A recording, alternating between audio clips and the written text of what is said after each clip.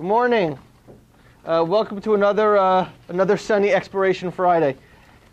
This one's a particularly crazy kind of expiration day because you're going to couple an Expiration Friday with a Summer Friday in August before Labor Day.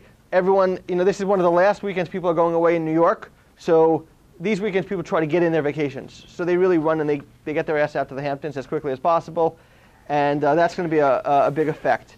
Looking at a couple of interesting setups or scenarios that we're seeing this morning, and not quite sure why, although I can guess because expiration has something to do with it, but I'm seeing an anomaly difference between where the S&Ps are trading right now, which is up about 6.5 to 7 handles, versus the diamonds that are flat, even though the Dow futures are up 50 plus points.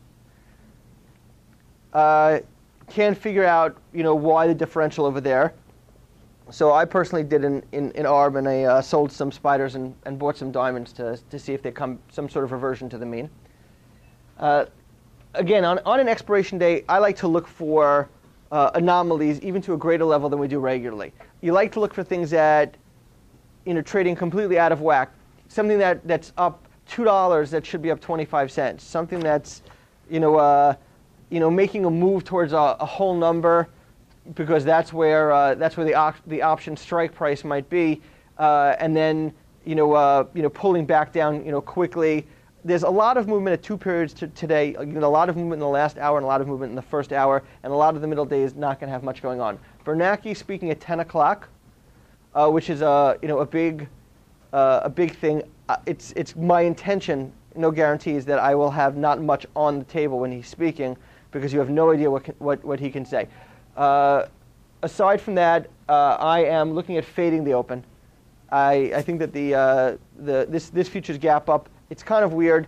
Pre-market at one point, post-market yesterday, futures were down 8 handles. Pre-market they were down, a few 3 or 4 overnight, and this morning they're up big on 0 news.